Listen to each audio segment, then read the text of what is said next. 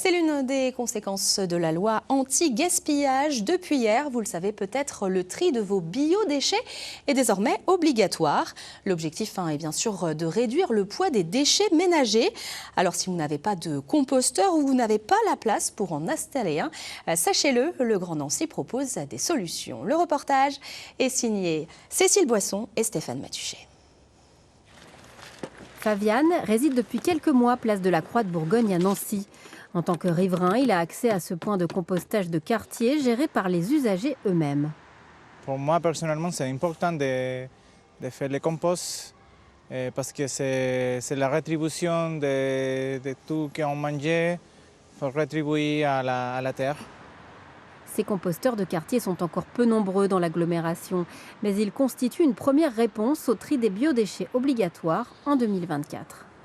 En termes de compostage partagé de quartier, non, clairement, il n'y en a pas suffisamment. Et chaque site de compostage est victime de son succès et ne peuvent pas accueillir de participants supplémentaires. C'est pour ça que la métropole va, en complément de tout ce qui est compostage de proximité, développer aussi des points d'apport volontaires pour les déchets alimentaires. En tant que maître composteur, Thomas Borne est chargé de mettre en œuvre des solutions de compostage pour tous. Avec la nouvelle loi, son service est de plus en plus sollicité par des responsables de résidence.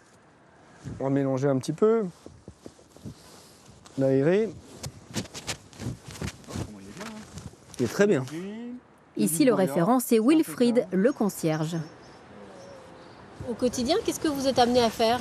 Regarder que les personnes ne mettent pas trop n'importe quoi dedans, et puis je vérifie que tout va bien, je remets la matière sèche à l'intérieur, et puis je retransvide après quand il a maturité, et puis je l'utilise au quotidien pour les plantes, comme disait Thomas, autour de mes arbres, et puis les résidents viennent en chercher pour rempoter leurs plantes.